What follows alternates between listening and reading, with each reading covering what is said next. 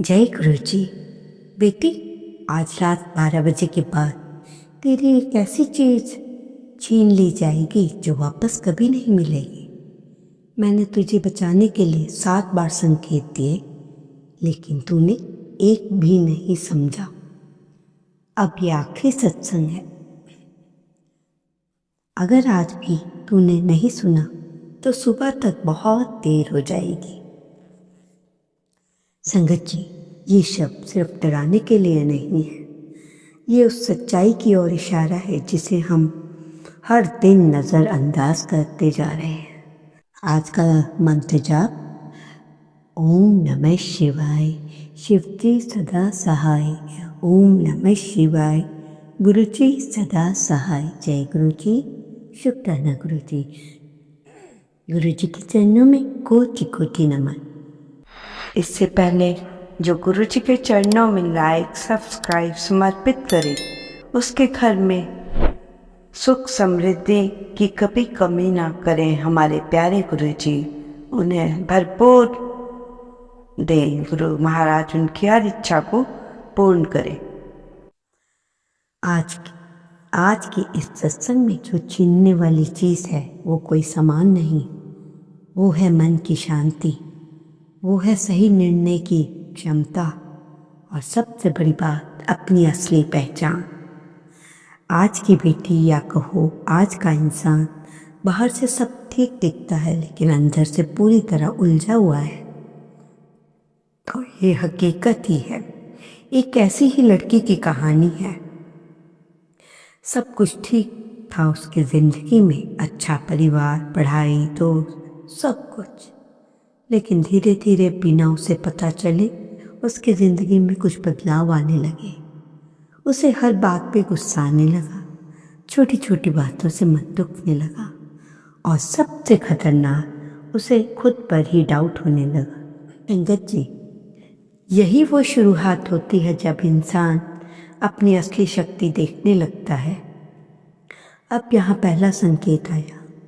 एक दिन वो अपने कमरे में बैठी थी। अचानक उसे अंदर से एक फीलिंग आई, जिस रास्ते पे तू जा रही है वह सही नहीं है। लेकिन उससे क्या किया, उसने उस आवाज़ को इग्नोर कर दिया और खुद को समझाया सब नॉर्मल है। संगत जी, ये हमारी सबसे बड़ी गलती है। हम संकेतों को ओवर थिंकिंग समझ लेते हैं और असली चेतावनी को मजाक में टाल देते हैं। कुछ दिन बाद दूसरा संकेत आया। उसके दोस्त, सबसे करीबी दोस्त ने अचानक उससे दूरी बना ली, बिना किसी कारण के।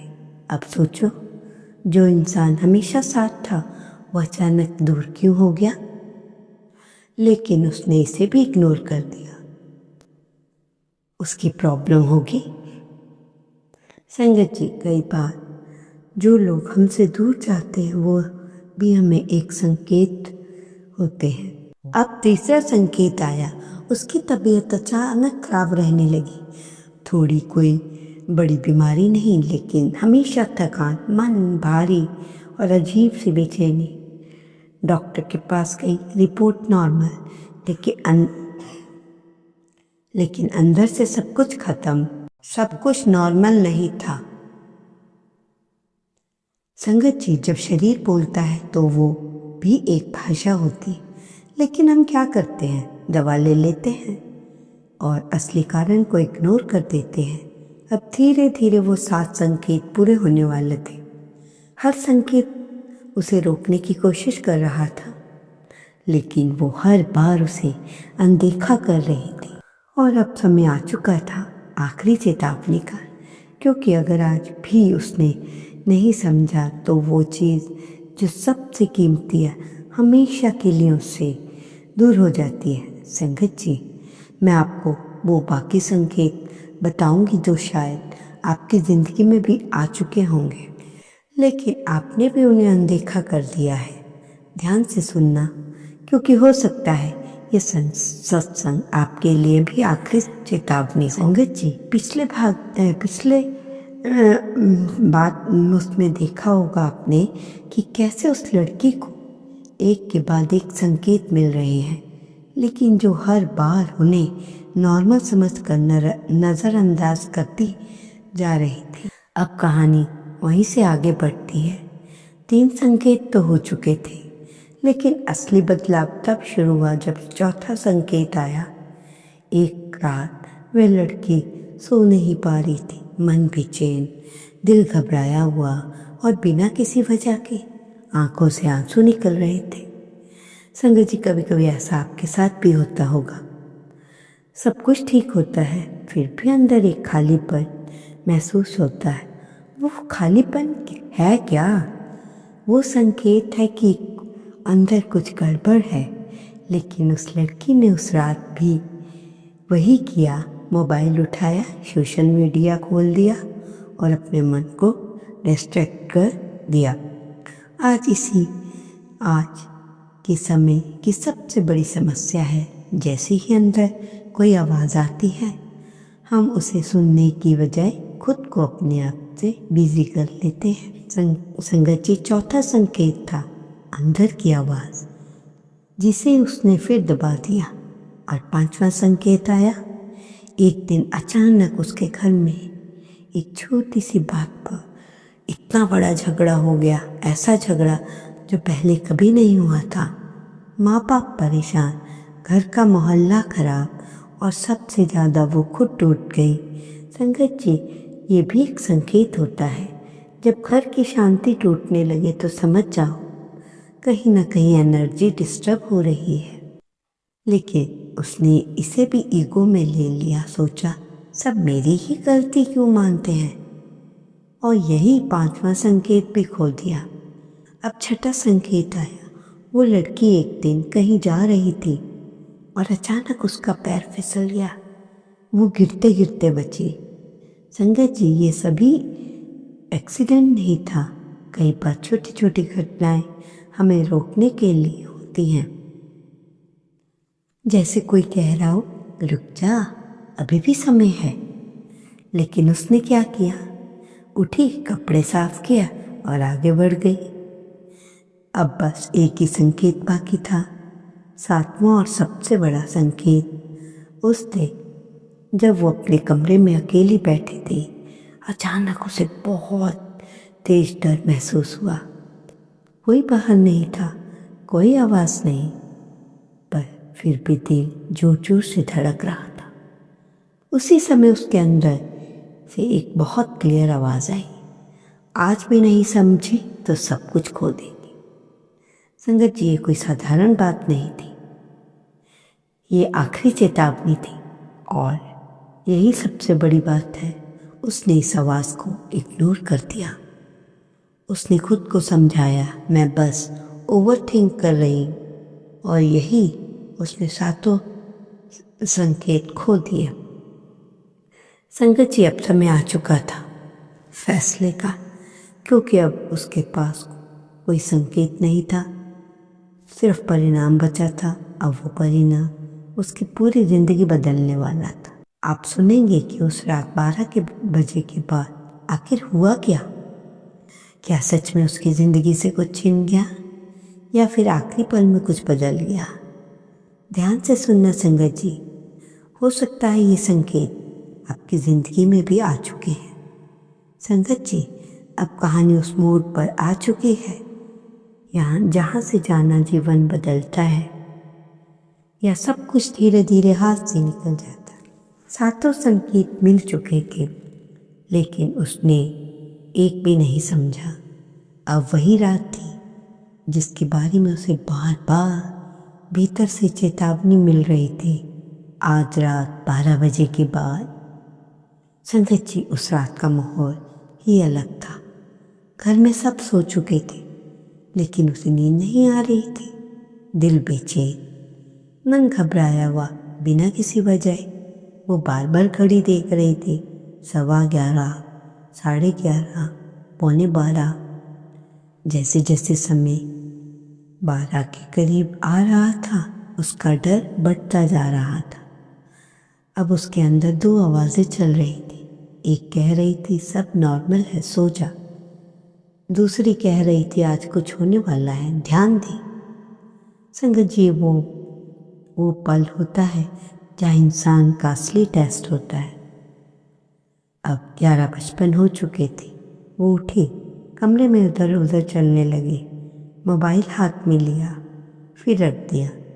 उसके मन में अचानक वो सारी बातें आने लगी जो पिछले कुछ दिनों में हुई थी। वो पहली आवाज़, दोस्त का दूर होना, घर में झगड़ा, गिरते गिरते बचना, और वो आखिरी चेतावनी। सब कुछ जैसे एक फिल्म की तरह उसके साथ सामने चलने लगा। फिर पहली बार उसने खुद से पूछा, क्या ये सब सच में संकेत थे? संगत जी, जैसे ही ये सवाल उसके अंदर आया, कुछ बदलना शुरू हुआ। अब 11:59 हो चुके हैं। उसका दिल इतनी तेज धड़क रहा था जैसे कुछ होने वाला हो। ठीक 12 बजे अचानक कमरे की लाइट हल्की फ्लिकर हुई। एक आवाज़ अजीब सी खामोशी सी छा गई। उसी पल उसे अपने अंदर एक बहुत गहरी आवाज़ सुनाई दी, अब भी समय है संगत जी, ये आखिरी मौका था। या तो वो उसे इग्नोर कर देती या फिर पहली बार उसे सीरियसली लेती। उसने तुरंत आंखें बंद कर दी और पहली बार बिना किसी डाउट के कहा, अगर ये सच में कोई संकेत है तो मुझे सही रास्ता दिखाओ। संगत जी, ये शब्द सिंपल थे लेकिन दिल से निकले थे। जैसे ही उसने ये कहा, उसका डर धीरे धीरे कम होने लगा। उसकी सांसें नॉर्मल होने लगी। मन में एक अजीब सा सुकून आने लगा। उसे लगा जैसे कोई उसके पास खड़ा था, कोई जो उसे देख रहा है और कह रहा था, अब तुमने सुन लिया। उसी रात कुछ छीना नहीं, बल्कि पहली बार उसे समझ मिली। संगत जी, यही इस पूरी घटना का टर्निंग पॉइंट था। खतरा बाहर नहीं था, खतरा था अंदर। जो छीनने वाला था वो उसका कंट्रोल, उसकी सोच, उसकी शांति। लेकिन आखिरी पल में उसने खुद को संभाल लिया। आप जानेंगे क्यों? एक फैसले के बाद उसकी जिंदगी कैसे बदल गई